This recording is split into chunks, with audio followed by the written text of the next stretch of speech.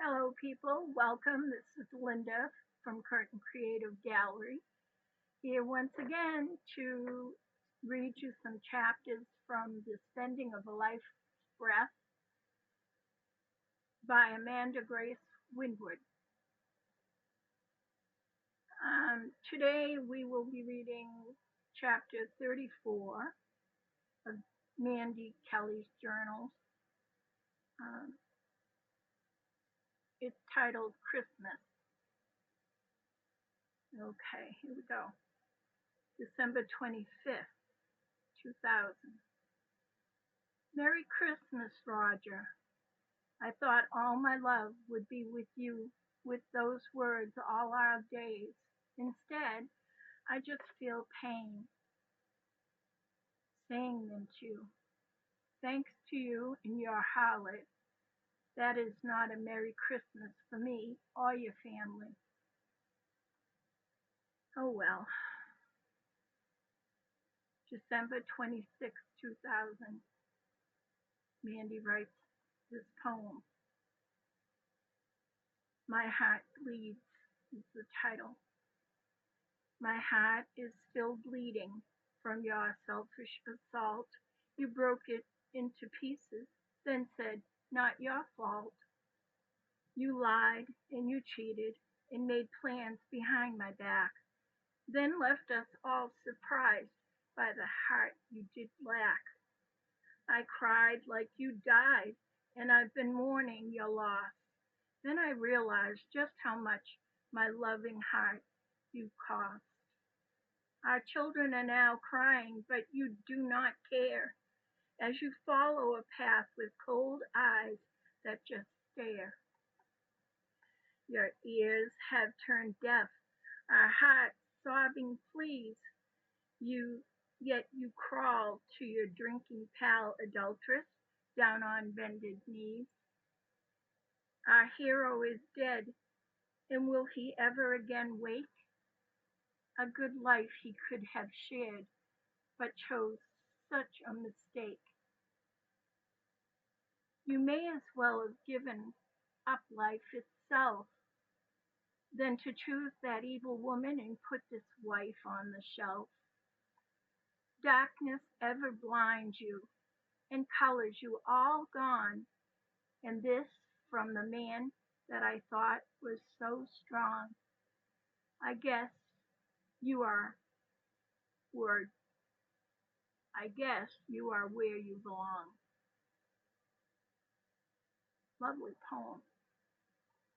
December 26, 2000, Mandy writes, how do I feel?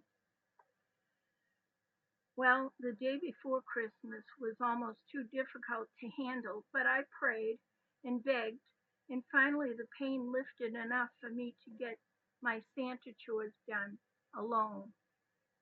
I was able to sleep before the kids woke up. Our Christmas Day family dinner and all went pretty good, actually. I smiled and made merry. You could barely notice the pain I was feeling through my smile, and we got through our first Christmas without him. This horrid year is almost behind us. I've got to get him out from under my skin. He is killing me like a cancer. My New Year's resolution should be to be happy without him, even happier without him. That would be nice. If the kids are going to be okay, I should be able to be all right, right? Stop yanking us, Roger. Go ahead, have your so-called life. But please, no more at our expense. Stop hurting us. Please, try to be nice, you nasty man. December 26, 2000, how do I feel still today? It is so unbearably cold tonight, or else I'm getting sick. I can't stop the shiver shaking. I think my page is stuck. No. I can't stop the shiver shaking. And I hope it's not my nerves again or my head crap or another night or more days of stuck anxiety. Help. Mandy writes another poem titled I Pray. I pray. What can I do? What can I say? How can I save us? Show me the way from that dreadful day you made a choice to go away. Now, God, give me peace, I pray. And another poem, so titled So You Said. You wanted to have a life, or so you said, but I think your life is dead instead. How can you live with all that you do to your family that once did believe in you? How can you claim this new life is the best, hurting me and the children, and be still able to rest? You do not care, you do not see, you do not have an ear left to listen to our plea. Look what you have done to you and me. All these years I gave you friendship and trust. You leave my heart wanting and crumbled to dust. You reached so high only to dive so low. With my broken heart crying, I must let you go. And it's still December 26, 2000. And she writes in her journal, Roger, you never wanted children, did you? You left when Jaden, our grandson, was just 3 months old. You tricked our daughter Jennifer and her husband into helping Marcelina by having them rent Marcelina's stinky 2-bedroom camp type house, just so you both could complete your plan to take off together. Here, by getting Jennifer and Greg to take over the expense of her crappy camp house, just so she could help her to buy the new house near work, and then you join her in it. I bet you do not even feel what that might have done to your daughter once she realized you were using her in your plan to leave her mother and the children. I wish you had met your harlot in the beginning of our life before we got married, so you would not have wasted my life and pulled me and the children into this adultery sin-filled life with you. And it's still December 26, 2000. She's still writing in her journal. How do I feel? I had to come into work early today. I'll be working 11 a.m. till midnight. It has been a very long day.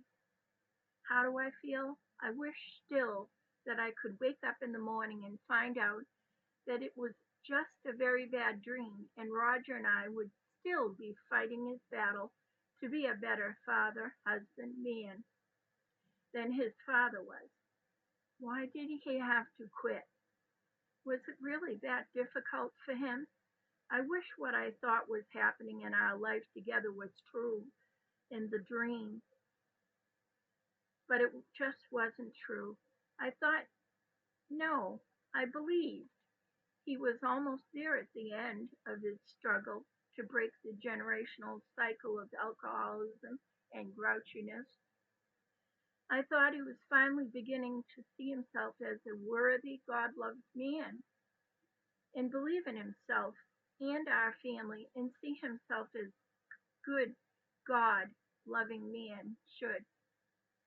He seemed like he had been working hard at it for so many years. It had been 25 years since he had overcome the temptation of jumping into the bottle and the grouchy ways of his father. I thought he had just about made it. He seemed to be getting less grouchy and mellowing, but all that was gone in an instant once he left us to go with Satan's seductive alcohol sharing and drinking harlot from work that were that fake Christian, and she used soft, sweet words to convince him I was standing in his way of his life. Yeah, his drinking and having that kind of a life. That he was no longer an alcoholic and he should leave me and his children to be with her.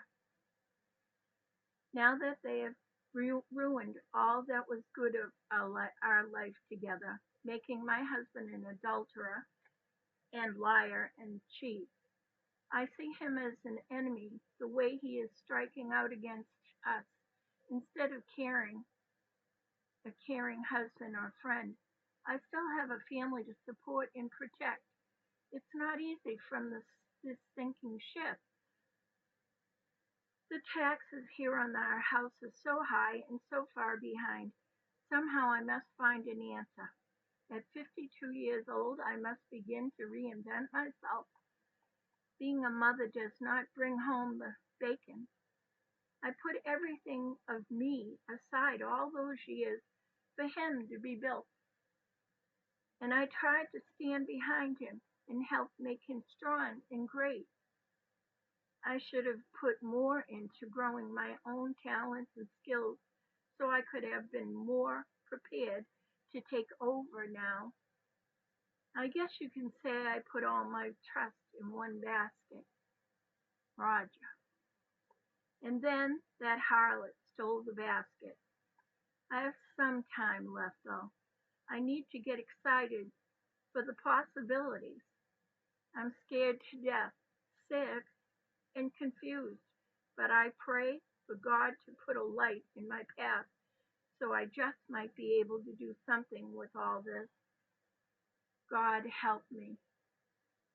Please, dear Lord, I always tried to live a good life in your honor. Please, I still have much worth and lots to give. Point me onto the path I should take. Guide me, calm me down, clear my head, make me well. Stop me from shaking and screaming and being so mixed up and desperate.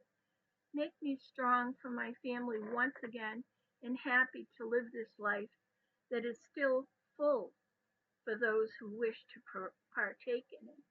In Jesus' name I pray. Amen. P.S.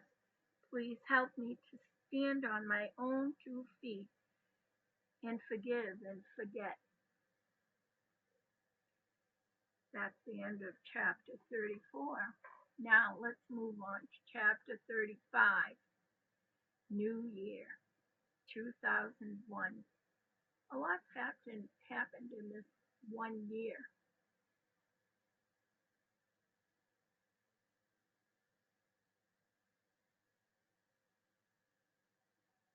From February of 2000 to January 1st, 2001,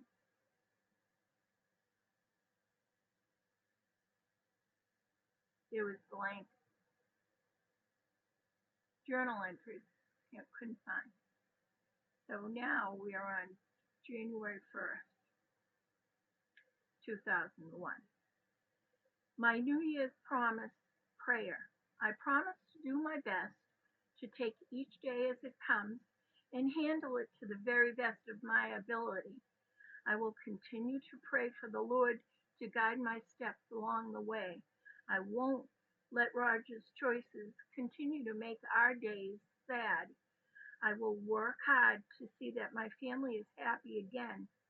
I'll somehow find the security, faith, and finance and strength to do so. I'll find a way to bring music back into our home so that our hearts can once again sing and dance. I will somehow shore up the foundation of the family once more so my children can once again be proud to be part of this family. I will pray that my children can heal from all this and grow strong and forgiving and be ready for what life brings them. I know with God's help that all things are possible. Amen.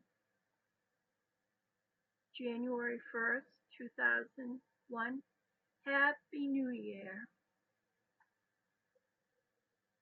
Happy New Year, 2001. And Mandy writes a poem. Surprise. The title is No More Crying. No more crying. No more pain. Life is mine to rule again. So he's gone, and we are done. Dry those tears. Do not run. Life is good, meant to teach. Seize the day, your goals to reach. God is good. Life is mine. Walk with God, and we'll all be fine. Nice poem. Probably even better than fine. I've had 5 lives worth, I feel. I'm darn lucky. Luckier than most people. And I am so very grateful to my God for that. And now I have got to be my own cheerleader. I'm Mandy Kelly again, not Mandy Caden. I was raised Catholic, and so I hate the word divorced. Now I just must find that person I used to be before I gave my life to Roger. She was so darn strong and independent and brave and could have been or done anything. But I gave myself up, dedicating myself as a homemaker and put myself aside to give me all to Roger and our family, or give my all to Roger and my family. Mandy Kelly, the independent, the I can do person. She has been gone for a long time, waiting for her turn. I hope I can find her again. January 5th, 2001, Friday, into Saturday at work. 1:30 a.m. How do I feel? I'm still crazy. I can't seem to stop it or help it. I'm scared, abandoned by the one person I thought I could always depend on in my life. Cheated of my love, of the love he kept promising I would receive from him someday. He kept pleading with me if I would just be patient a little longer so he could work some of his issues with himself out. He promised he would get help, but just not right now, he would say. He was always just too busy with work and all, and we had a big family. After 30 years of trusting and believing in him, believing there, despite his grouchy, self-centered nature, he loved me and our family, but just had problems showing it. 30 years of believing nothing could ever come between us, believing that we would continue to stand beside each other through thick and thin, and that God blessed our marriage repeatedly in so many other ways. We could certainly wait for Roger to open up to intimacy later, when some of our life duties died down, like when the kids grow up and things get easier, especially when financial things get better. Now, here I stand all alone after suffering a terrible accident before he left that robbed me of some of my strongest abilities and skills, causing me great instability and fear. My head is still whirling in confusion, and it's been so long. Confusion and disbelief. How could this have happened? I could have left him so many times over the years, but he would beg me to give him another chance. And each time, because I believed in our wedding vows, I would. I would. Now, while trying to recover from my accident, when I needed him more than any other time in my life, He turns off and begins neglecting his children too. How can he be so selfish and cruel to us? My days are haunted by the hows. How could he? How could she? How could they? He and his harlot, so called, just like a sister. It's like we have been visited by a terrible plague that is slowly killing all we built on all these years, torturing me with heartache and sadness. I can't seem to get under control enough to recover from my injuries from my accident enough to survive it all. I wonder, will he ever be sorry for what he has done to all of us? Will he ever open up and be human again? Or is he lost forever to us all in his sin-filled life choices that continue to sadistically torture us? God help us. Save us from this evil. Amen. January 6, 2001, 5:55 a.m. Mandy writes, I just shoveled for an hour so that the AM staff can get in to give out meds. And how do I feel? I wonder if he's just waking up. Does he even get up this early now that he lives 5 minutes from work and is on salary? So it doesn't matter how many hours he puts in anymore to him. It's funny, really. After all the years of sacrificing, he finally gets on salary and a big one, like a top dog last January, and by March he leaves us to go spend it on Marcelina. Oh yes, we do get child support and a whole 150 a week from him alimony for limited years for my 30 years dedication to him and his children. So I get 150 a week for the next 6 years to finish the job raising the children alone for him and try to clean up the financial and emotional mess he left us in. Excuse me. Go ahead, Marcelina, burn up the last of him. I bet you even have life insurance on him, you husband stealing home wrecker, father killing evil woman. And Roger, you are a jerk. I hate you both for what you're doing to us, more than I thought I could ever hate. I hope I get the satisfaction of seeing both of you torment each other the way you tormented us. But then you both lived to create misery, so you'd love that, I guess. Excuse me again. January 8th, 2001. I worked overnight because one of the other workers' cars broke down, and I did my men's work with a client at Goodwill from 9 to noon. Then I came back to work 1 to 4 p.m.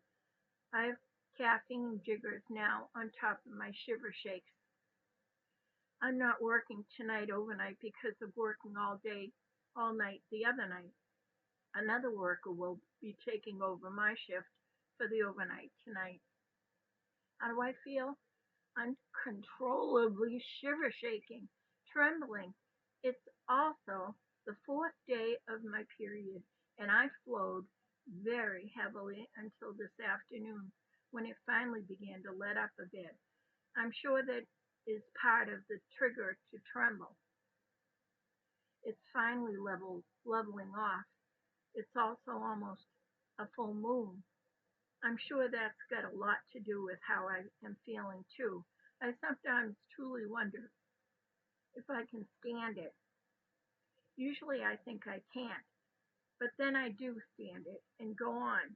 So I guess I probably will keep going. January 15th, 2001 a.m. How do I feel?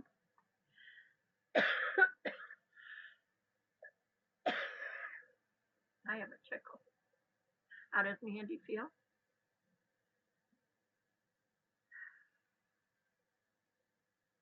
I can't hold on to one thought at a time. Things seem even more confused and difficult to keep things straight. Will I ever be able to concentrate enough to transfer a word from one paper to the next? At least I can still let things flow out of my head into typing and writing in my journal, even though I can't remember from one minute to the next to even copy it over somewhere. My therapist says it is the PTSD. Maybe it's also something with the weather because it's been snowing, sleeting, and icy with overcast skies and head pressure from it, I think. As a single parent, now all alone with my worry, I worry about the kids getting into an accident or getting hurt while I'm at work and no one there to run to help them. Maybe because I'm doing safety training in the AM 9 to 4 this morning and tomorrow, it reminds me of how close calls I've had with so many children with accidents in my own home over the years, and now them without parents. But at least I was always there to take care of that things then. Or maybe it is from the fears from the fall I took over the stairs down to the foyer floor, hitting my head and breaking bones in both hands and fracturing my ribs and bruising my spine and all. That accident was terrible. So I'm afraid for something happening to them like that. These feelings, fearful feelings, remind me of the horrible fear feeling I had when I was 6 years old and the stranger took me away. I felt so helpless then, and I feel so helpless now at this crucial time about all that has happened and continues to happen. The fear grows unexpectedly, without notice and uncontrollably, and then doesn't want to go away no matter what I do.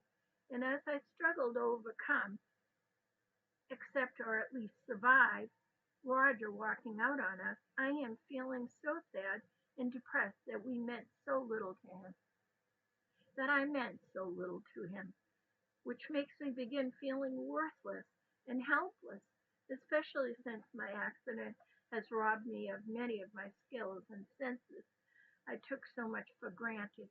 He treats me like I'm just a nuisance to him now, of course, in the way or a burden instead of loving me, appreciating me and being there to help and comfort me at a time when I needed him so much for me to recover from my accident. After my fall while my dad was dying, and when he died 3 months after we found out he had the cancer. Now look at me as I struggle to overcome the results of my fall, which explains why everything has been so extremely difficult for me to handle. He abandoned me and I'm feeling scared and helpless. And this is how he treats me after I gave so much for him and his family and sisters and brothers and her children and our children for 30 years. And he throws me aside, asking me to let him have a life as if what we were having together was not life. He acts like caring about not only me, but also his children, interfere with him having a life. He acts as if he showed me or the children care if showed me or the children any care, it would interfere with him having his life and his sneaky harlot Marcelina. He needs to put her first and prove it to her and cater to her fake manipulative needs and desires. How and why he could let her be the object of his desires over us is so beyond me. How could he throw my love and devotion aside just to pursue a selfish evil woman who would lie and trick her own husband into a divorce and set out to break up another family home to get another woman's man for love? I wonder how she feels about him now that she has him. I bet she has him convinced that it was all his idea and she is just an innocent victim of his irresistible charm. If this is what Roger wanted all his life, a childless, selfish woman and drinking, why did he marry me, I wonder? Did this truly finally stop him from chasing the bear? So they make love and have the great intimacy he could never show me? I doubt that very much. Is he content not seeing or being with our family and our friends? Oh, yes, he still has a couple of friends that are just like him. He is happy because they are all the drinking buddies, and neither of them needs to give much intimacy to each other because they can remain numbed by the drink and so can pretend they are happy together. I wonder, can he stay numb enough not to fear, not to feel the loss of pride and honor or his family? I'm going to ask. I'm going to bed again. God, please, is this all we're supposed to be for each other after our 30-year marriage? Is this really my reward for trying to be a good wife and mother, or my punishment? Do I really have to let go and give up on our future together? Am I to stay strong and faithful? Am I to stay strong and faithful and just wait for him to see the error of his ways, staying vigil to the marriage vows we made to each other, the promise I made to him and you, God, that July 3rd, 1970, when I vowed to love him till death? What makes that promise to continue or end? The paper? The divorce decree? Does it seal our fate forever? Can I stay angry enough at him to allow this divorce to keep going the way he seems to want? He is trying to make me hate him, I think. I think he is doing this so he can cut me free of loving him so he doesn't have to feel so guilty. Or maybe through a kindness to help me forget that I ever loved him. But will he regret it someday and wish I kept that door open for him? Is there no turning back? Can we move on without each other? Is this meant to be? Is this all there is for us? God, please, please, please heal this, save us, or release us somehow, and release me. But stop this pain. I cannot bear it. I don't think I would have been able to live through this right now if not for Warren and Jack needing me so, and my other children.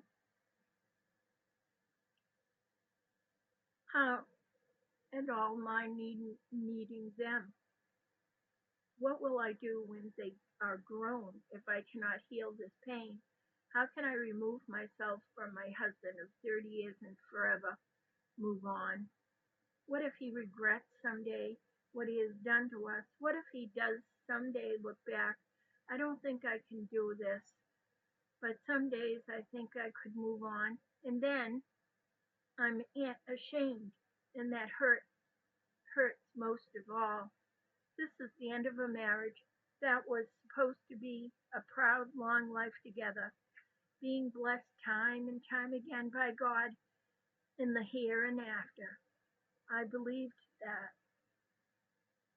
for us to spend our youth and years, it feels insane for it to turn out like it was just a temporary commitment is a great waste and an even greater mistake. Is there a cure somehow, somewhere out there for me? Is it Roger himself that is the cure? Do I embrace hate and see if that will heal me until I can then forgive even the harlot? Does it help him to hate me so he can move on guilt free? I wish I could be brave and continue to be loving and forgiving and kind to him. When I think of him going to bed with that harlot over me, I feel repulsed, sick, and crazy. He has had sex, so-called making love, and wanted this woman, a wife of another, over me. He has chosen her over me in our friendship, our having children together, and helping his family of children, sharing a lifetime together, raising an amazing melting pot family. I could never attempt intimacy with him again now that I know he's been defiled with the other woman who I believe sought after him well before her divorce or ours. She may even dump him someday for a man that might look like he can give her more. She's been married many times. She did it before, she could do it again. If I could at least put him back into the friend spot in my heart, like before we were married, at least maybe I could be there for him if she does dump him someday. And maybe we could at least once again have a chance to continue to love our children and grandchildren together and watch them from a porch somewhere. I don't think I am good enough as an ex-wife to forgive him enough to take him back into my bed as a husband because he always had a problem in that area and it's not worth waiting for him to change things. Besides, he is so unclean to me now with her germs on him, and it would take an act of God to change my heart about that. Maybe I could still love him enough to live with him in separate bedrooms, and we could take care of each other and heal the family somehow, some way, someday. I might take him home, love him in all other ways, but not give him myself to him intimately again as his wife. That was a one-sided gift I gave him for 30 years since 1970 that he spit on and defiled with that harlot now. I'm afraid it's forever gone to him now from me. 11:15 p.m. How do I feel? I'm still shiver shaking again. My daughter Peggy is back in the hospital. I'm so worried. They may be sending her to Boston. She says she's in pain. I have great worry and great concern about Peggy possibly having to deliver the baby early with her having hepatitis C from the drug abuse. This, this is her second trip to the hospital in a few weeks. I wish Roger was on duty with me, worrying about these kids with me, giving each other comfort and support like we used to, or at least I thought we did. I miss the security in knowing he would drive me there and pick me up or stay with her and with me if needed. My partner, my protector, my friend. I don't feel I can call him about anything anymore. He asked me not to call. What has happened to us as a team? We did so much together and with God's help to move mountains, and now it feels like God is turning a shameful eye away from us. Now I am the enemy, a threat to his new life, as are the problems of our children, so it seems. When I do ask him for help, he acts like we are bothering him. Some of our children are falling, and he acts like we are all beneath him now, and just outsiders, not worthy of his in his harlot's new life. I guess there will be no joint parenting, especially for those of our children over the age of 18. I don't want to feel the pain of his rejection and rejecting our children too. Somehow I will do it without him, if I can. But I can barely take care of myself right now. Can I drive? No, not yet. Could I find my way to the Hospital? No, not now. Do I need him? Yes. Does it matter? Yes. Do I want him? Yes and no. Do I want this all to go away and make it all just a bad dream? Yes. Do I want to cry? Yes. Should I continue to tell anyone how I feel and what I know about what's going on? I have got to try and not pull everyone down with me in how I feel and what I'm going through anymore.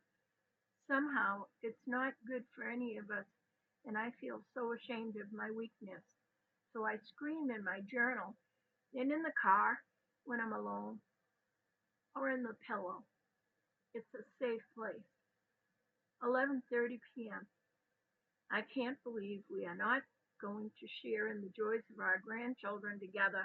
We deserve to be happy grandparents, laughing and sharing, smiling over the fruits of our 30-year labor together. We are going to miss out on so much we could have had together. I miss him so much sometimes.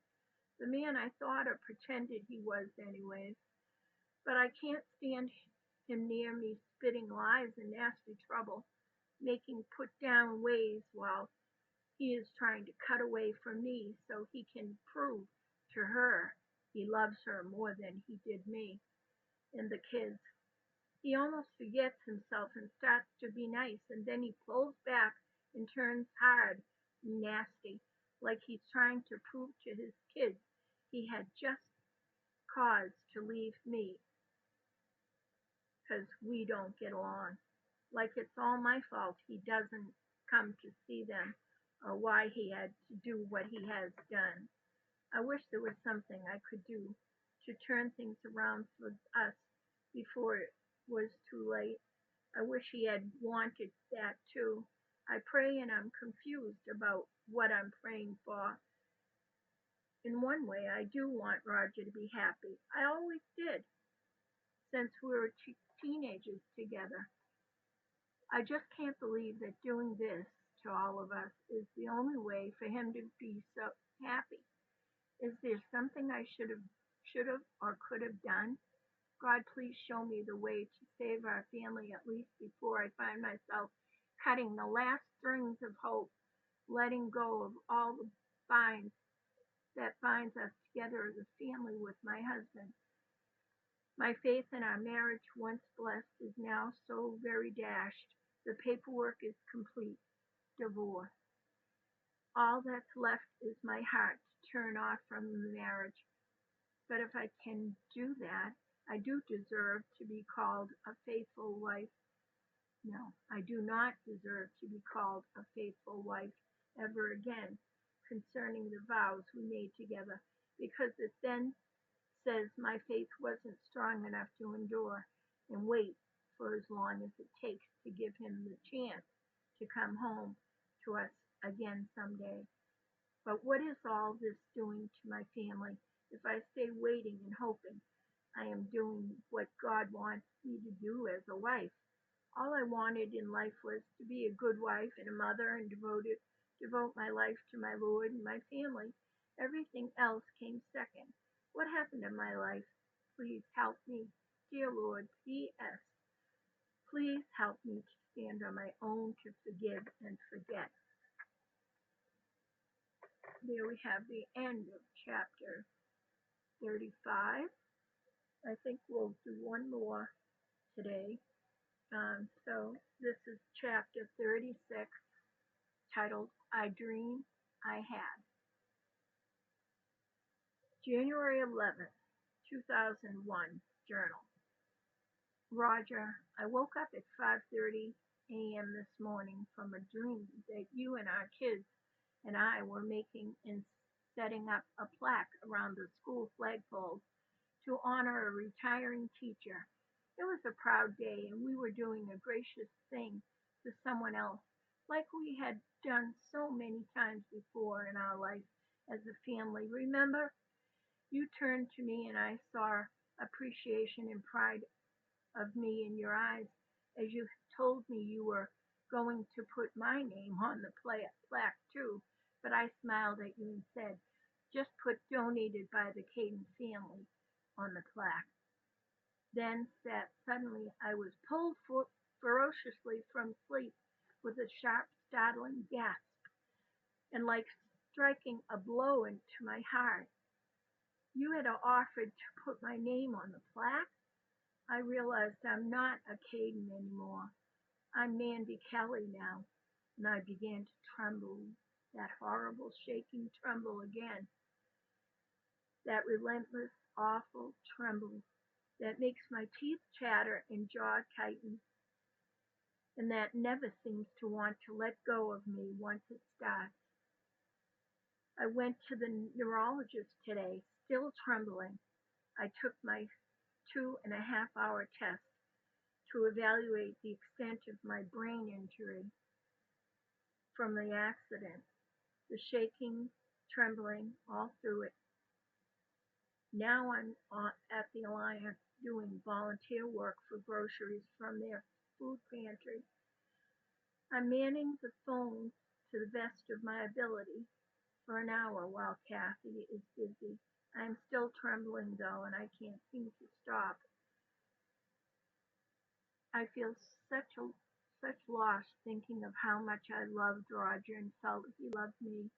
I was always secure in that belief, even though it was obviously not as true as I had thought. I know I can't let myself dwell on our love and believe in it any longer. I can't let the warmth of it back into my heart. I continue to tremble in shock and disbelief for what feels like forever. God, please help me get this through this. I miss Roger and I thought he loved me.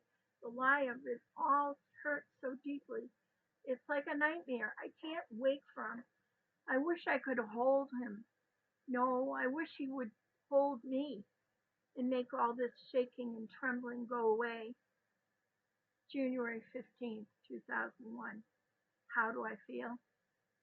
I'm very dizzy today, more than most days. Randy had to drive me to work safety training today, this morning, because whenever I look up, everything still goes wicked woozy and the world spins. So I just try to remember to look ahead and not to look up. When I stooped over to unlock the dog leash, things went woozy big time. I thought I would pass out or at least throw up, but I held on. It's a scary feeling, and I feel so alone in all this. I can't believe I can't lean on my husband for comfort or encouragement and reassurance, and I can't believe I'm still having these problems after that stupid accident.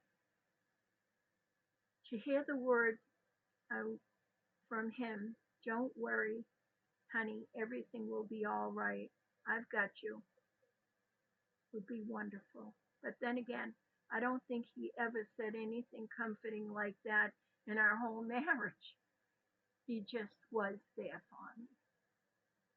He's not one for words, but when he was around, I always felt safer because he was so physically strong, and I believed he would protect and defend. He never could say things like, "Oh, honey, you just relax. I'll take care of everything. You just take care of yourself," or any magic words like, "I love you so much. I want you to be all right." Yet, without saying, I still believed he felt these things, even without words and with words unspoken. I just believed it.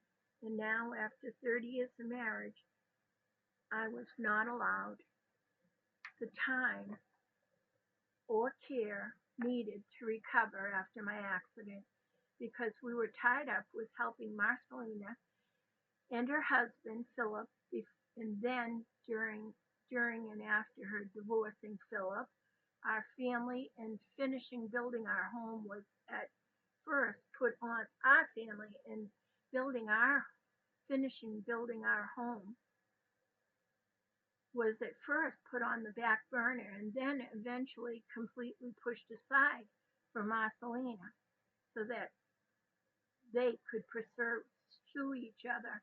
And we, his family, were sneakily used to help this all happen. unbeknownst to us. I should have been tuning into how my recovery was going after the accident, and he should have been focusing on how his wife, was feeling and making sure I was going to be all right. But he certainly wasn't, and now seems he never will. I had terrible trouble driving yesterday. I'm trying to drive, and today. Some days are worse than others. There is no way I can continue to keep driving like this. You would think I should be getting better by now, but I still need my older children to drive me around. I'm tired of waiting to get better. I keep getting lost. I have to leave work for work earlier to allow for these mistakes. I keep forgetting where I'm going and even what I'm doing. I need to put a note on my steering wheel telling me what I'm doing. Mandy, you're going to work. Or Mandy, you're going to the doctor's. And I put the address on the note. I'm so afraid I will stay like this forever and even get worse. I won't be able to continue driving anymore at all, or even work. How will I provide for my children? What will I do? I know God will find a way for me, but darn it, I want to believe can be whole again someday. Am I going crazy? I have not I have got to get better. I have so many responsibilities and nobody is going to take over for me. Watching Roger and what he is doing to my kids is only making things worse with what he calls better fathering than he ever was. Yeah, right. It is all so unbearable knowing I can't reach out to him for help.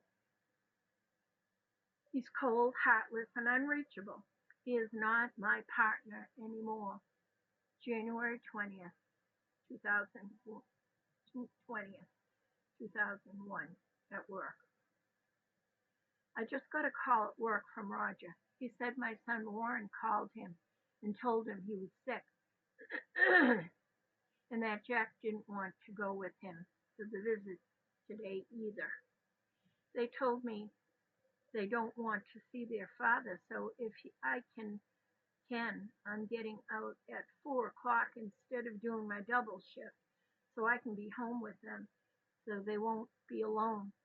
I know they are doing this because Roger insists that during their visits they spend time up at Marcelina's with her, and they do nothing but chores around her property with their father for the whole time they're visiting. They have had to dig up her yard to plant her garden and also work at her sister's house in Lee, New Hampshire, too. He had even expected them to spend one of their visits with him digging the garden for her sister's neighbor, but could not take them to do something fun for them. Roger grouches at them and refuses to see them for weeks when they complain. They complain about the way the visits are going or any other things that have been upsetting them.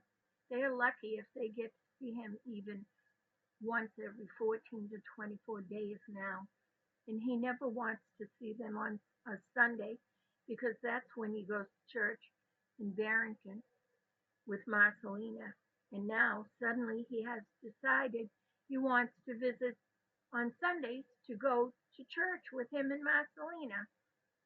But then he drops them right off at home after church because he and Marcelina have things to do.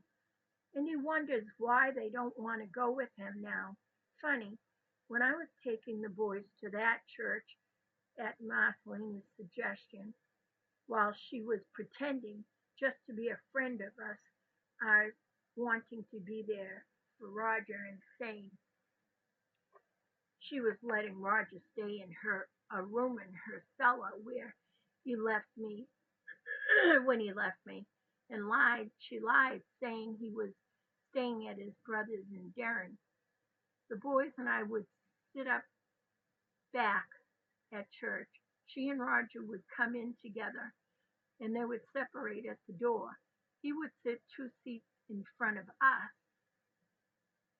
two pews in front of us, not even with his sons and me, and Marcelina would sit 2 seats in front of him, pretending there was nothing going on between them.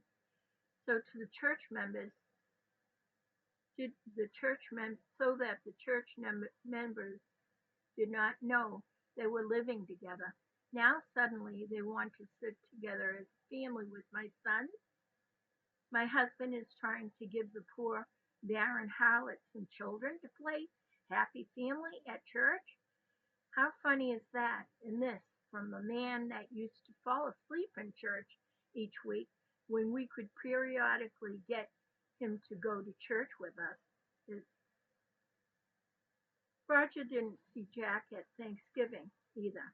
He didn't see him again until after Christmas, actually, our youngest child, and then lied about their plans one day and tricked Jack into going up to Marcelina's for dinner without telling him and keeping him overnight into Sunday just to bring him home without doing anything with him after they had to go to church with him.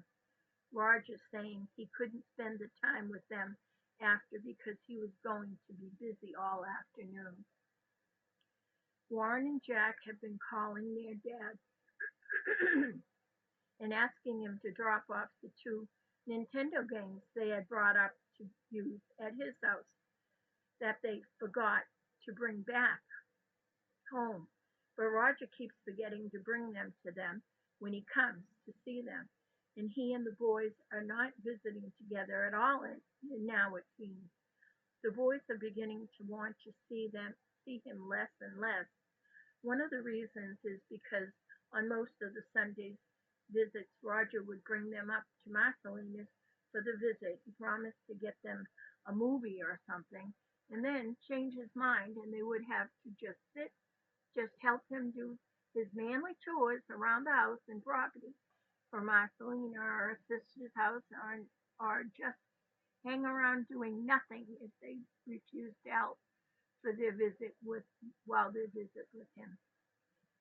One day Warren asked if his father could buy him a controller for his Nintendo because theirs was broken. Excuse me. And Roger said he would buy it, but then when they got to Walmart, he changed his mind again, saying meanly, "No, I'm not buying it for you to use at your house." Then Roger picked up a handheld Nintendo for the boys instead, but he said he would keep it with him at his house. The boys could only use it when they were with him at his house, his and Marcelina's house. So then the boys asked if they could get something else instead, but he said no. That was 2 weeks ago. He hasn't seen them since, and now suddenly he calls them and demands they spend the night Saturday into Sunday with him at Marcelina's, insisting they have to go to church with him and Marcelina, telling them they have to because it's court ordered. Suddenly this seems to matter after 10 months of his ignoring the court order to see the boys and stipulations about visitation altogether, with the excuse that he couldn't visit regularly until he got his own place, even though everyone knows he never plans to get his own place out from Marcelina. He and Marcelina are together. Now he demands that the boys go to his house Saturday night, sleep over, so they can all go to church early the next morning with Marcelina, who he wants to please by letting her play "Look at Me, I'm a Mother with Stepsons, so I have family," just to show for the church friends, adding to the lies they both tell at that church and to the world. You can be certain he will drop them off directly after church when he is through getting what he wants out of them, and without doing anything with us, anything with our or for them. And here I am just trying to hold the the home for them, working long hours at jobs that are too difficult for me, and with my problems from my accident, and fearing at any moment I worry that the help and understanding and patience about my problems and difficulties during my work from those I work with may not hold out forever. I mean, they're helping me at work, and I don't know if this will hold out forever. And I live in fear that I'm going to have to admit I may never be able to do some of these things. May never get better in those areas. I used to be able to do more, uh, do so much before my accident, and I'm very intelligent. And Roger's leaving us now, and if so, where will that leave me and the kids if I can't do my work or they won't continue to cover for me at work?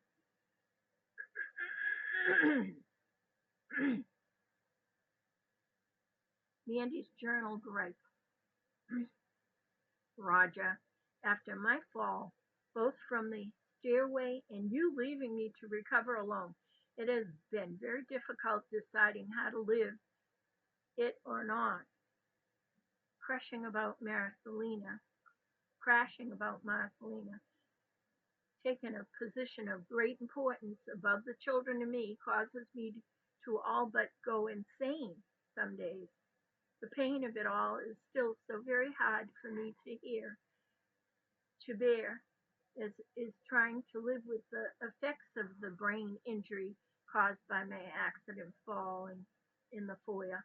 Roger, you're moving up with Marcelina and confessing to me you had feelings for her, and her confessing to me that she would want to marry you if you were free, as if it was already decided between you both, is enough to throw any wife of 30 years over the edge and into a deep depression, and let alone someone suffering from a recent brain injury accident. I could How could you do such a thing to me, especially when I needed you so much and I took care of you so well during your 4 years of illness?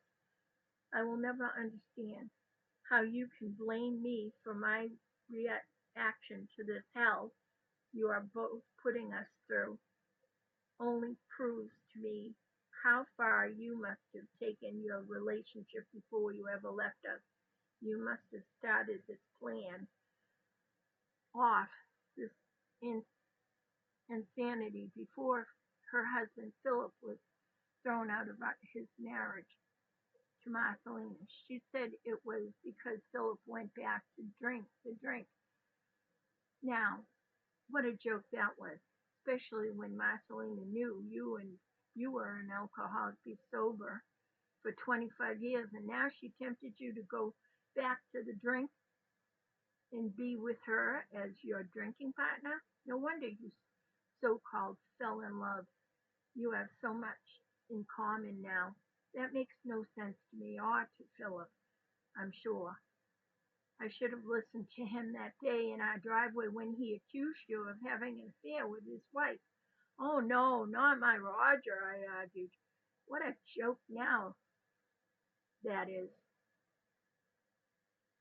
That it has been proven to me now to be true. And Marcelina telling me you had been drinking with her for months. She was trying to make trouble for us, and she did. Roger, is this about alcohol? Did you miss drinking that much? Is that your true love? Has it been all along? How did we keep you this long, I wonder? Maybe someone like Marcelina just hadn't come along yet. If this was going to happen anyway, I wish it had happened 25 years or more earlier, when I agreed for you to leave the marriage or the alcohol, make a choice. You should have chosen your alcohol then rather than give it up and live a lie for 25 years. Now you leave me to raise the last four minor age children alone and try to help the older children. We wouldn't have had them, would we have? It was never my dream to have fatherless children. I'm beginning to wonder if you ever wanted them in the first place. Now I am at a crossroads. You don't care about your neglect to the children, the older and the younger ones, and your abuse of our marriage and promises made to each other. You're drinking again. Your heart has turned even more stone cold to your family with each drinking day with your Marcelina. Do I hold on and suffer the torment you are putting us through, or leave you to your alcohol-induced so-called true love? God only knows. I don't know if we can continue this way for much longer. I only wish I could somehow reach you and pull you out of the influence of the booze and the harlot. But down deep, maybe I know I can't. Could I ever help you? Could I ever help you away from that drinking again, so you could see how terrible it is what you've been doing to yourself and to your family? I love you so much. We love you so much. Is this really all worth losing to you? Alcohol and that harlot that tempted you with the drink again have stolen you and your life from us. That's the end of chapter 36 of This Bending of a Life Breath. Maybe now you get the importance of the title of this book. Chapter 37, The AM Shaking. Still Monday, January 22nd, 2001. 4:30 a.m. How do I feel? I feel nauseous. Will I ever shake the AM shaking and devastation feeling that floods the silence early in the morning? Will I ever get over the hurt of knowing he didn't love me enough to be there for me when I needed him most? He couldn't resist the temptation of his addiction after 25 years of sobriety. Will I ever get over the fact that he allowed himself to be tempted and fall for an evil temptress who offered him wine to drink and escape from responsibilities to his family? He preferred to be free of us rather than be a faithful, good husband and father to our love and family that we had supposedly been working on growing since our childhood practically together. Will I ever be able to finally let go of this pain and begin to get well enough to truly go on? Will I ever be able to live without my commitment to loving him almost unconditionally forever?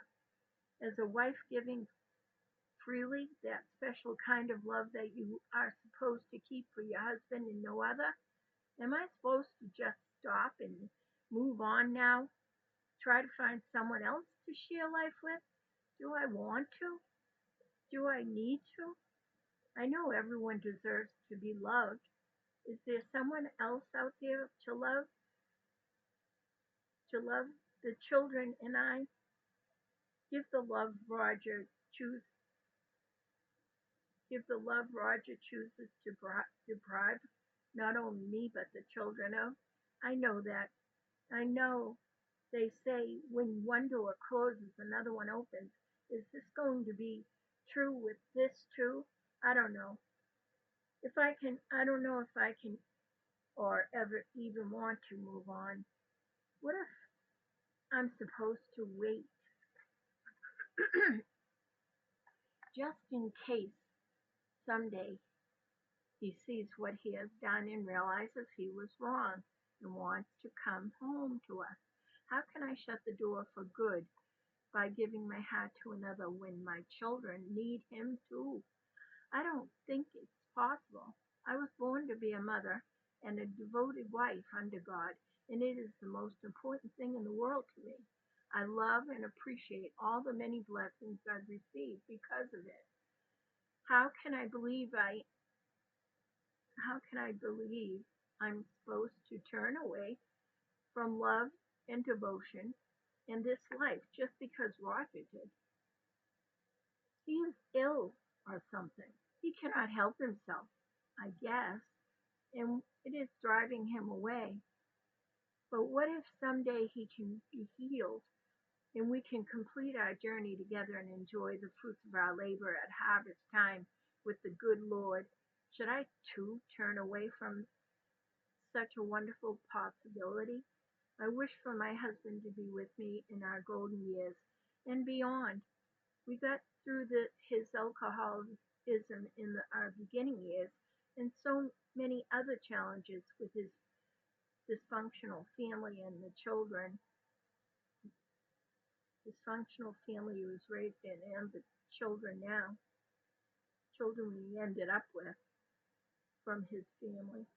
Isn't this just another challenge for us to get through and come out of, appreciating that God got us through yet another crisis? But then again, what if I don't let go and move on and he continues to embrace this new life choice with Marcelina? Can I continue to live and thrive watching our dreams and get dashed against the rocks, dragging our family through all of this? Will I be able to look into my children's faces and explain it when the effects of their father's sins seem to continue to visit upon their children? Will it destroy all we built in our family for all these years? How can I keep from allowing the pain to continue for all of us, choking out the goodness and pride we used to have in each other and our family? I can't be hanging on to something that may be dead. It could be like a cancer that eats away at our hope and dreams and feelings of safety as a family unit and pride. It continues to loosen the glue that held us together all those years. Was I the glue that, like my mother says I was? Was I truly alone in this marriage all along? If so, I was living in a naive lie that was letting him pull away so easily as soon as a pretty face and a cup of wine had offered him. God, please somehow show me the purpose in all this. It does not make any sense to me. Is all this in your plan or will, God? Or has the devil sunk his teeth so deep into our family you cannot look upon us? Are you going to allow this to continue? Allow it to follow the course to hell in our life while here on earth?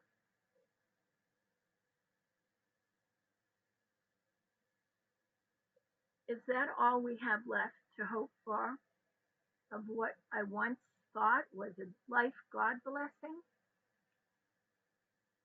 Shall we suffer this torment until our deaths now, and never to be happy as a family together again?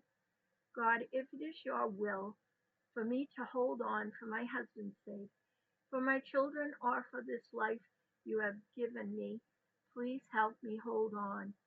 Guide me, my steps, and my heart. Help me shed the anger, fear, and resentment, and build my patience and love strong enough to endure without hurting my family. Please help me, my children, and I forgive. I wish to have forgiveness in my heart for their father and this suffering caused by this terrible family crisis. Please give me the strength, if it is your will, to reach out with love and compassion for Marcelina, too, who sins against my family and me. I cannot stop viewing her as the enemy and Satan's right hand woman. I fear her like the greatest monster. I tremble at the thought of her. I grow fearful, sick, and crazy around her, like the nightmare she has become to my family and me. Seeing her with my husband is more than I can handle. If the healing is to come from my willingness to overcome my hurt and replace it with compassion to save my husband and Marthelina from the clutches of the evil one, please help me to do so, God. What better plan for Satan than to destroy such a family as ours that has been up until now able to overcome so much and stay so strong under your tender mercy, Lord. We have suffered many adversities and still been able to reach out to do for others and love thy fellow man. This should not end, should it, Lord? I suppose it's no wonder we are at war here with Satan, but I am scared to death, even though I know you are all powerful. What's wrong with me?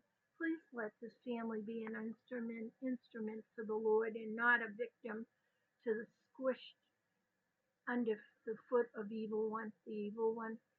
Please help me to save my husband who I have just wanted to continue to love, but don't let any of this cost my children any more torment. I cannot endure their tears or stop mine at this time. Please, dear Lord, release my family from the clutches of the evil one's snares. Set us upon the rock of your keeping in protection. In Jesus' name I pray. Amen. Still January 22nd, 8:30 p.m. at work. Second shift now. How do I feel? Almost every waking moment is an exhausting, frightening, shiver shake, and is haunted with thoughts of Roger and what he has done and continues to do to us. How I long to be back in my unblemished, naive life before tainted by the truth of who Roger really is. Still believing in our wonderful family life together, having soft, sweet thoughts of hope and pride in him and in us, like they used to be. Now I'm haunted by troubled thoughts and fears, and there seems to be no peace from it. I pray for God to put the troubled thoughts to rest so I can begin to get well and strong and go on each day.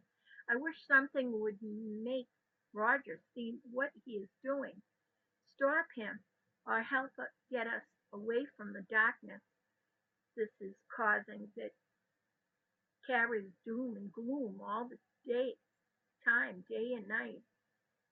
I pray to see happier times, that God sends us an angel to rescue us and send Roger an angel too to save him for us. And if this cannot happen, at least help him get away from the addiction of alcohol and open his mind back up to caring about us all. January 23rd, 2001, Tuesday. How do I feel? Tired, depressed, but not tortured. Maybe my prayer is beginning to be answered a little.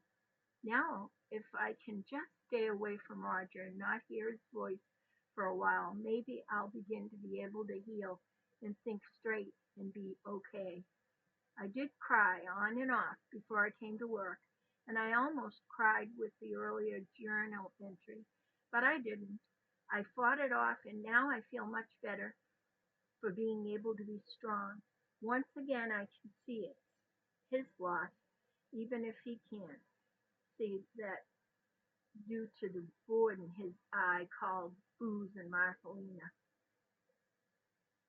Oh well, it's time to move on. It kills me to think I am this pathetic. I told him today that seeing him tortures me. The smirking face he made when I said that showed he enjoyed the thought of it. He seems to enjoy being mean and cruel right now, and to gain such pleasure out of breaking my heart. This is a side of him I never saw before. He's getting even with me for knowing the truth about him and Marcelina now, and they're still pretending to others yet that and the kids that they are just still friends and she's helping him. Well, it's their fault for telling me the truth in the first place in the beginning. They can't take it back now. So move on, Mandy. Accept it. He is not your husband any longer, and he shows this, his true colors. You should thank God he's gone. You wouldn't want to be with a man like he is today. Today, just say to yourself, "Stuff it, Roger and Marcelina. Roger, someday it'll be I'll be able to look at you and be glad you are gone. I hope." January 24th, 2001, Wednesday, 11:15 p.m. How do I feel? I was just looking at an Avon book at the same heart rings and pin I wanted years ago. I wanted Roger to get them for me, and he didn't, but eventually the kids got them for me. I get so sad when I think of the smirk he gave me when he was saying I'm sorry after I told him that seeing him was torture. I hate him for letting me grow a one-sided love for him all these years without nothing from him in return, accepting his poor excuses of it being because of his childhood. It was not easy.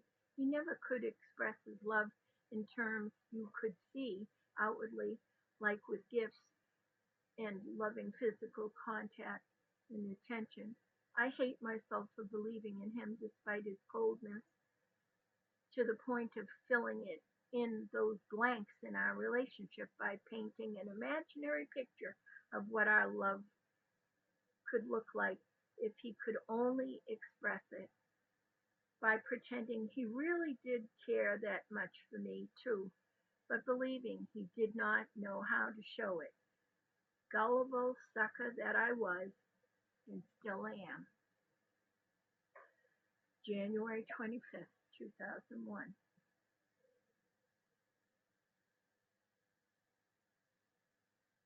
I called home and found out the plans the kids had with Roger were once again called off. I know Jack is beginning to close right down, sick of waiting for Roger to spend time with him that isn't wrapped in Marcelina. I think Roger told the boys didn't have to go for the overnight anymore. I guess that demand was short-lived. He said he would just take them to a movie instead, but unfortunately, I think it's coming a little too late. The boys don't seem to want to put in the effort with their father anymore. Now the boys don't want to go with him at all. When Roger calls to ask them if they want to have a visit now, they say they are going to be too busy to go, even if they have nothing to do, because they say he'll just want them to go work for Marcelina. Jack complained to me, saying, "He keeps asking me why I won't go with him and her. He knows why. He lies. He doesn't care how I feel. Well, I don't care about him either." Then Jack cried. It's so hard to be a child going through this. The therapist Warren and Jack and I have been going to since this all began is trying to help. She said she is going to try and get Roger to go to in and talk to her about the boys and how they feel about what they're going through right now. God, please help us all get through this and help me help my boys, heal their wounds and give them back their childhood. God, help me find work that will help support our home for them and take some of the pressure off. They have so little to be happy about right now and do not seem to be able to fit in at public school because of all this. Help me to help them and catch up on all their studies so they will do well on state tests in May, and it might help them to feel better about themselves and give them more hope hope for a better future. And please guide Walden and Luke too to be more involved in their lives to help heal their hearts and once again have some happiness. Don't allow this church business with Marcelina and Roger. Keep them from church or you, Lord. I do thank you for my wonderful life with my children. I know I have been truly blessed, and I'm sure all of this other crap will pass. January 27th, Saturday, 9 p.m. I wish my teeth were not broken. I wish we could have afforded to fix them after my fall where I cracked them in the front so much. I wish Roger cared about my teeth and me and gave me the kind of care after the accident that I deserved instead of being in the middle of a pursuit with Marcelina. It's not fair. I hate window shopping for a companion or a friend right now. I hate needing to. I never realized how isolated I had made my life by devoting so much of myself to my husband and our amazing family. I realized I've been living through I've been living through their lives, watching and helping with their joys, their adventures, but I really didn't have much choice. We did take on a very large size responsibility with all this melting pot family from his family, his children's children, and then ours. Darn you, Roger, for leaving me to finish this all alone. This is so unfair to our youngest children. They deserve more from you and I both. Darn you, Roger. Thoughts of you still dominate me every day. This was not supposed to be a journal note about you, but it always is. Maybe someday someone will give me the love I deserve, but did not get from you and fill me with something more than what you have left me with of our relationship. And maybe then I can turn what it's like to be loved back for a change. Maybe then I can learn what it's like to be loved for a change. Although after that, the disappointment in you, after I wanted all those years for my shares, makes me worry about trying again. I know at least I'm not going to hold my breath this time for a man to show he truly cares, like I did with you for 30 years. January 28, 2001, Sunday night, 6 p.m. at work. Jennifer went home sick with a bad cold. Without her and Laurie, I know I would not have a job. She handles so much of the work I'm supposed to do. I just started to catch a cold myself and was bundled up in bed with the chills when she called me to come in and take over at work for her. She couldn't find anyone else to come in for her. At least I'm not 9 months pregnant like she is, and I'm her mother, so I will go in. She already gave out the meds because I can't do it anymore. I can't remember 5 minutes and I can't write, transfer the information. She's my poor sick baby, even if she is a grown up. I want her to go home and take care of herself. It is my duty to get up and go when my children need me, and it does feel good to be needed. She was my very first baby, my first miracle when I gave her birth to her. It was the happiest day of my 22nd years of life back then. I love my children and my husband so much. I'm lucky to have had so many to wrap my arms around. 13 amazing children, a husband to love, a wonderful mother and father and sisters and brother of my own to love and be loved by all my life. My life was full of joy and blessings, yet I can't stop crying now, like losing my husband cancels out all that. and just covers my heart with pain and suffering. The pain is a choking pain that rolls sadness over everything. I do feel like I'm being trapped in an endless riptide that keeps churning and crushing me and my family. God help us. As I head for work this evening, like I do many evenings, I take the same route that traces our history. First, I drive out the yard that each of my children spread their wings from my bosom, first walking in the grasses, tasting, touching God's nature, learning to swim in our pool, getting tanned with their hair bleaching blonde from the sun, where Roger and I taught them to ride bikes and I taught them how to play childhood games, where we had wonderful cookouts and birthday parties. Not much has been saved for Warren and Jack to experience that part of our life together. It is so sad that they have been deprived and left to live in the wake of our divorce and Roger's abandoning them, mostly. Seeing their father ill for 6 years prior, and they're missing out on so much the others had because of it, and they had to be still, be quiet, and go play outside. Leave dad alone because their father was always sick, recovering with heart problems.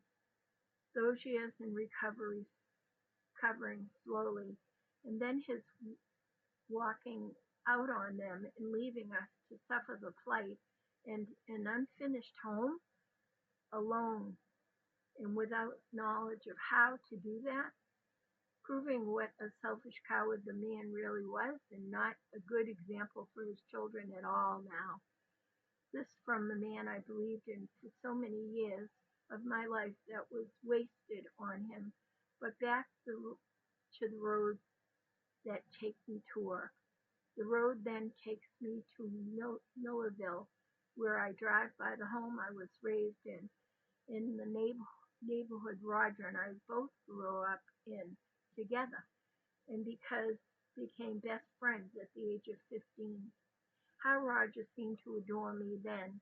Roger was shy about his feelings for me and seemed to worship me from afar, so to speak. He hated my high school sweetheart, but as he settled for my friendship and we rode to school each day together, sitting with each other on the bus, I shared everything with him about my joys and sorrows, my heart hurt over the death of my plans. He seemed like a good friend and a good listener. We shared precious secrets and dreams of our future and spent more and more time together as our relationship grew and grew. Of course I denied it when my mother tried to point out to me that our relationship had grown to a different level. This happened the day she and I took Roger to the airport where he was catching back a plane back to where he was stationed in the Navy. He was so handsome in his uniform that day, and as we stood in the airport window watching his plane take off, I couldn't understand why the tears started pouring down my cheeks. That's when my mother said to me, Mandy, he means more to you than you say he does. You aren't just friends. I denied it, wiping the tears away, saying, no, he's just my best friend. He's like a brother to me. But as time went by, we kept in touch, wrote to each other weekly, and we would get together each time he was home on leave, keeping up with the news of each other's lives. And one day after we both had recently experienced heartache in his stepdad and his stepdad, who was both adored by both of us, was diagnosed with cancer and dying in a nursing home, we fell into each other's arms and the relationship began to take another shape. We grasped hold of each other and didn't let go and put our plans to have a huge and wonderful life predicting predicting 12 children. As I said my wedding vows to my very best friend in the world in front of Reverend Mullen at the Eldon Baptist Church, in front of all our family and friends, I was both happy and proud to become Mrs. Roger Caden. Our life was spread out in front of us, and I just knew it was going to be wonderful. I had always believed in Roger, and then in us. I'm going on. We're in the next chapter already, chapter 38. Something in my eye. Title of chapter 38, The Old Neighborhood. As I continued to drive through the old neighborhood, I passed the road where we spent our very first years married, in a little yellow cottage my parents bought for us, where we started raising our children. My first child, Jennifer, our adopted son, RJ, from Roger's sister, and then Luke was born. Roger worked as a plumber with his father, who still lives just up the street from our first little cottage. I remember Roger used to come home all stinky and muddy from working on backed up sewer pipes in the old apartments in Mass. It was difficult trying to wash them in the bathtub by hand because I didn't have a washer or dryer. But it was proud work, and then eventually we got our hands on an old wringer washer that we hooked up in the tiny garage. We hung the hose out the window to drain into my flower garden, and used our garden hose in cold water to fill it when needed. The property was very overgrown when we first moved in, so each year I got a severe case of poison ivy as I fought back the brush until it was cleared back to the boundary line. We put a vegetable garden beside the old garage, and we both loved working in the garden. With the old wringer washing machine, I would be catching my fingers between the two rollers all the time. That was scary and not fun. But I liked the idea of having to do things the hard way. It was like the days my parents kept calling the good old days. And now that feels like the good old days to me, the way it was for us when we were just starting out. We were without water about 3 months out of every year, when our small dug well would dry up as soon as the warm weather hit. Our only one car only having one car, my car I bought it before marriage, '63 Chevy Impala Super Sport that I bought before we were married. Roger needed it to go to work, so I would have to walk with my baby in the carriage and drape my old robe tie over the carriage handle with 5 empty-gallon milk jugs and walk down the end of the street a good distance, crossing over the big intersection of the road to go to my parents' home and get the water from them for my cooking, cleaning, and diaper and clothes washing in the tub. Then I would save the dirty water from all the washing to pour down the toilet to flush. The most difficult washing was Roger's work clothes and the amount of cloth diapers I had to wash and hang out on the line each day. But I really did love it. It was good, clean work a woman does out of love for her family. Eventually Roger got a big metal drum and put it into the trunk of the car to take to my parents' house to get filled. That from their garden hose. That lasted us much longer. Just before we moved out of the small house that was eventually getting too small for us because we ended up adopting one of Roger's sister's children. I also had a second biological child.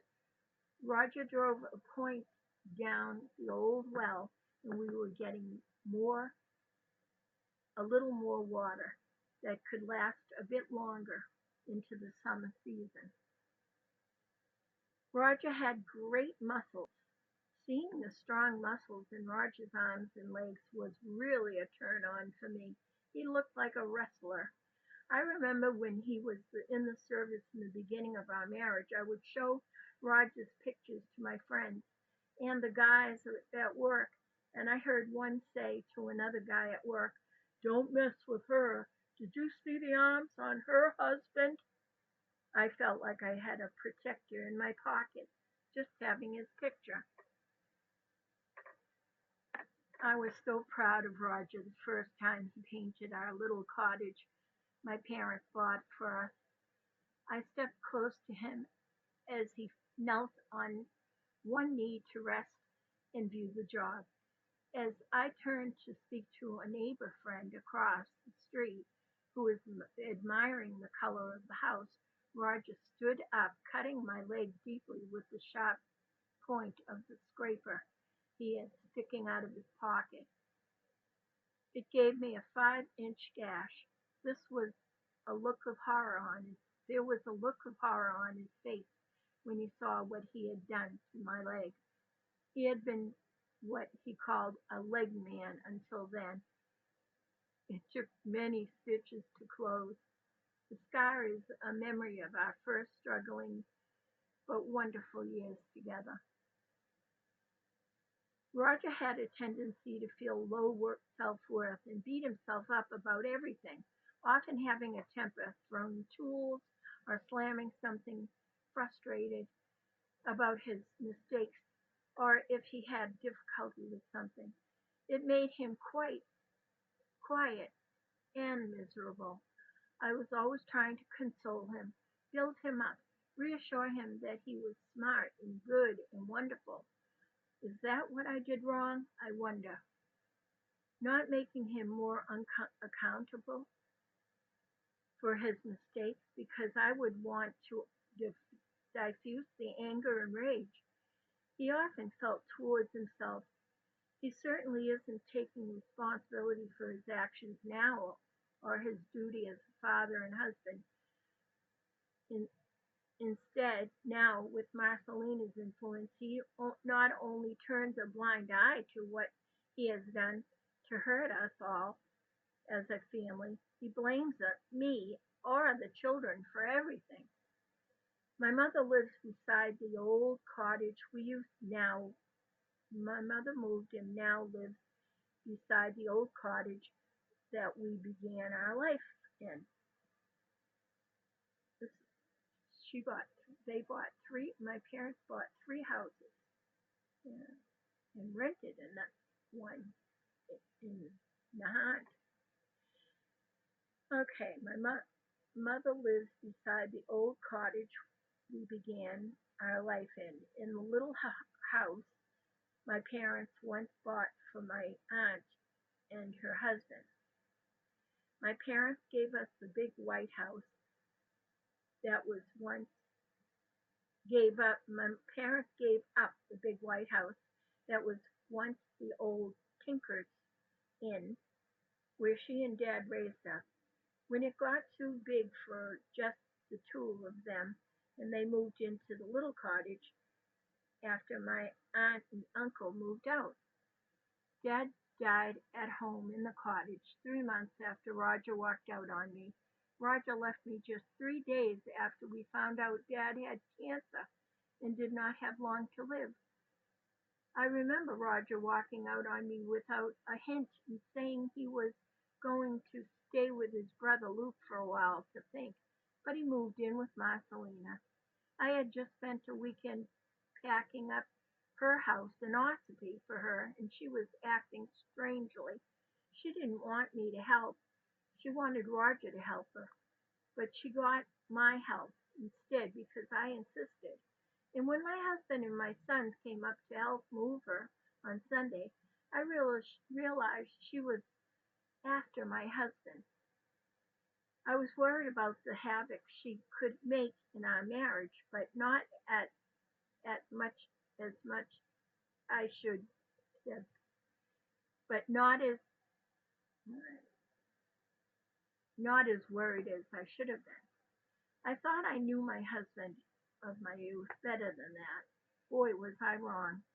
She and her husband Philip, were so suddenly and recently divorced, and she was moving into a house around the corner from work. She and her husband had been working with Roger for about 6 years.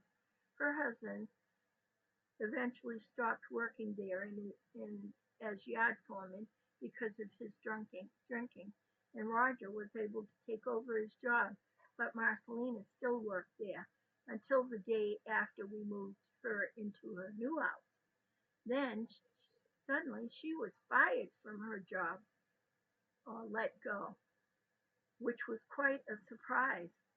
Roger was very upset by this, almost too upset, just like when he recently found out Marcelina was still seeing another gentleman at work that my Roger felt was not good enough for her,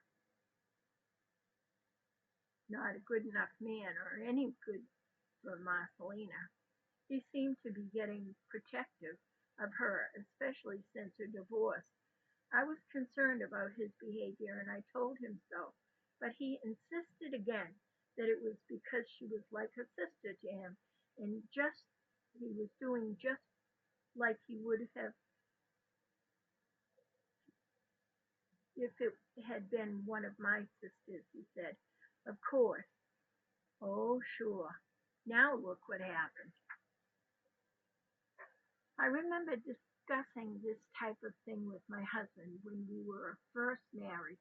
A promise we both made to each other to help keep our relationship on track and our marriage strong. I call it the thought, word, and deed rule. I learned it from being Catholic. You don't sin. You can sin with thought, word, and deed. If we thought about another person, we promised to tell each other because obviously we need to turn towards each other and shore up our marriage and remind each other of our love for each other.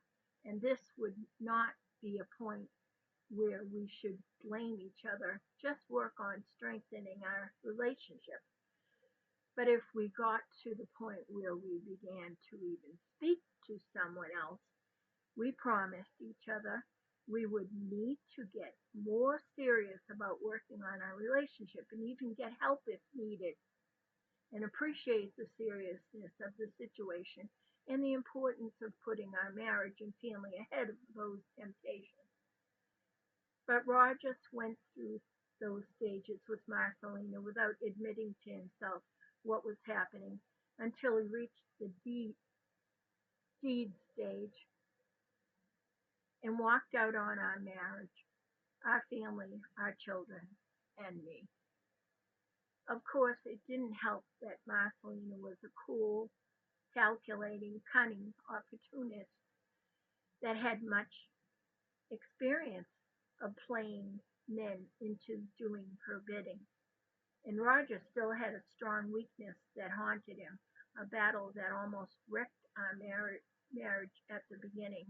It was his battle with alcohol addiction that after 25 years of sobriety, she was able to use against us to tempt him into running out on our life together and into a life of sinning against his family and God. She could she cold and calculatingly asked me to let her husband Philip stay at our house for 30 days while he was trying to stop drinking and get back to AA program. She didn't want him to be alone in case he got too sick or couldn't make it meeting to a meeting, and she flattered me saying how Roger said if he wasn't if it wasn't for me, he would be a dead drunk instead of a man he was today. I was a stay-at-home mom, of course, with that many children. I certainly was used to caring for people, so I didn't mind very much, especially when Philip said he would be helping Roger work on our unfinished house. Although I did have a temporary part-time job with my daughter Jennifer in the beginning, filling in while her boss was on maternity leave, but I said yes because I believed Philip was a good person and I was recovering from my accident. While Philip, on a binge, had bought Marcelina a new car, and the car salesman took advantage of him being drunk and soaked him on the deal. Marcelina said they would be financially ruined over it because they couldn't afford the car. While Philip was with us, staying sober, going to meetings, and helping us with our house, Marcelina got Philip to sign everything they owned over to her. She assured him it was just temporary because she was afraid they might lose things. She said it was just to protect them from the creditors until they could settle the problem with the large car loan he got them into. Philip must have been feeling guilty about going off the wagon and falling into that car loan to believe such a con from his so-called beloved wife. And it was obviously all just a part of Marcelina's major scheme to trick her husband, file for divorce, and get everything from him, including their little camp house in Ossipee, which she tried to sell or rent so she could move into her mother's house, pack her mother up, and move her into a nursing home, sell her mother's house. Then the sweet Marcelina sold her mother's house and used the extra money to buy herself a nice big new home around the corner from work with lots of land and outer buildings to tempt my husband to park his motorcycle in it as she'd seductively turned him onto the alcohol he had avoided for 25 years. Also, he could be tempted out of our marriage, and all his responsibilities to the large family we had that was still growing and jumped into her house in bed. As I was left standing with my mouth open, remembering the day Marcelina's husband Philip screamed the foretold truth of it all at Roger in my driveway, shouting accusations of my husband about having an affair with his wife. I thought then that Roger was so surprised at such an accusation as I was, but I guess Philip had seen something I was too blind to see at the time, blinded by my faith and trust in my husband. I wonder just when my husband got involved in her scheme. Was Roger in on it from the beginning, before Philip and Marcelina separated, just like Philip accused Roger while in the driveway? Or at least was involved with his thoughts, words, and deeds with Marcelina, involved with the plan to break up with her husband? Was Roger involved with the plan for her to break up with her husband? Marcelina, Roger's so-called innocent, like a sister friend from work? And did the people at work know what was happening? And is that why eventually she was let go from her job? Because coincidentally, it was not long after that she was asked to leave her job at the company where they had all worked together, Roger, Philip, and Marcelina. She was let go the day after my family finished moving Marcelina into her new house. But that did inspire or give an excuse for Roger to jump to her rescue, and within 2 weeks later, move out of our house and in with her in her new house that she had just bought that now, without a job, would not be able to pay the mortgage on, so she needed Roger. But even still, they both were still telling everyone there was nothing between them but friendship and they were helping each other. And that she was just helping him because we were having marriage issues and she was just letting him stay in her spare room because we were having trouble at home. That I had seen nothing about it till it happened. The following Monday, when I found he was not with his brother, like he had said he was, but was staying with Marcelina, I spoke to them both on the phone, and they admitted to me their feelings for each other, but no in the family would believe me. No one.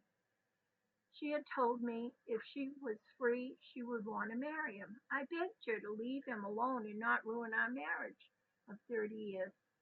She called me that Wednesday telling me he was coming back home to me, as if she was sending him, and he did come home, sort of, that Friday evening when she called him and threatened suicide. It served her purpose to yank him back to her in a sure knot.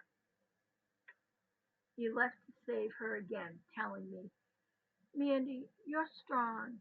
She needs me. And this time it was for good. I told him I could not believe he could be leaving our marriage, and to prove it to me by signing a quitclaim on the house and filed for divorce and he filed for divorce the next week. It was during this time of our legal separation period that he used our income tax refund to help Marcelina, even though we owed 3 years in back taxes on our own home, our family home, and we also were 3 months behind on all our bills when Roger left us, which proves to me just how long I had been in the dark about their relationship and just how far the relationship must have come. He was a cheat and a liar, this man I was married to and raised a family with for 30 years. On the drive to work, I passed the big white house where it all began, where we met in our teen years together as best friends, where we went to school together, sharing broken hearts, babysitting together, doing chores together, wrestling, tickling, him squeezing too tight, some innocent stolen kisses here and there, or just sneaking the cookies out of Mum's cookie jars. She and Dad being so loving and patient with him and treated him like a son, guiding him. He was there every day at the big white house of our home with me and all my sisters and my baby brother, family of 9 of children my parents had. And our home was a haven for Roger then, who came from a difficult family, from a troubled home environment, a difficult childhood with an alcoholic father and stepmother after stepmother who were abusive. At my family home in the White House, our friends were welcome, always welcome. The long back hall was set up for teens to hang out and listen to all the rock and roll they liked. We also had a player piano that we pumped out the music with foot pedals as we played the piano rolls with very old songs from Mom and Dad's day. In between our rock and roll, we loved to hear the music from the old piano and sing along with while trying to keep up with reading the words off the piano roll as it scrolled down. So our life together and for us and our friends too, was full way before Roger and I married. And even before we made our promises to each other that day, we were married. It is so hard for me to believe all this has been forgotten by Roger, and he could put that woman, the booze, in our freedom from responsibility, or the children, or just plain so many children, or whatever reason he left, even if it was just fear of dying and feeling he hadn't lived enough for himself, midlife crisis. I just don't know how Roger, the man I thought I knew so well, could put us aside and replace us with such a woman as Marcelina. A whole different life with her and no family ahead of all of the good times we spent together with our children growing up, having a family, developing skills, and trying different careers. How could he? All the years of loving him gone to waste now, 25 years of sobriety down the tube. We built a proud life together, and now he dashes it on the rocks as if it meant nothing and was worthless.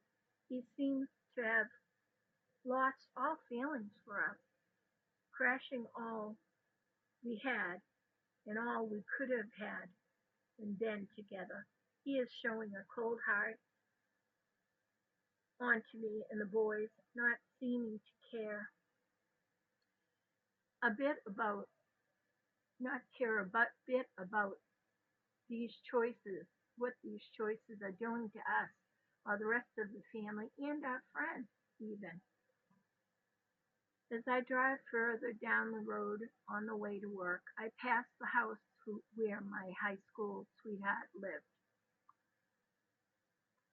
in, also in our town, the town we grew up in.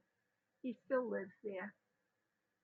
He bought his family's home, remembering that broken love from my youthful days. How ignorant I was then to intimacy between two people. What confusion I had experienced with my feelings during my high school years, loving my high school boyfriend. I think part of the problem in that relationship stems from the haunting of that little girl hidden inside me that was coaxed away by a stranger for a lousy stick of gum. Gum still gags me today. Roger, my best friend, knew all these secrets and understood, I thought. He stood beside me those troubled times with my problems with my high school boyfriend, and that's why I trusted Roger enough to marry him and commit my life and love to him. I believed he understood.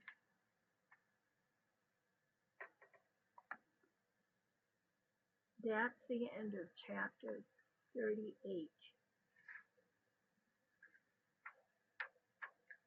I think we'll stop here.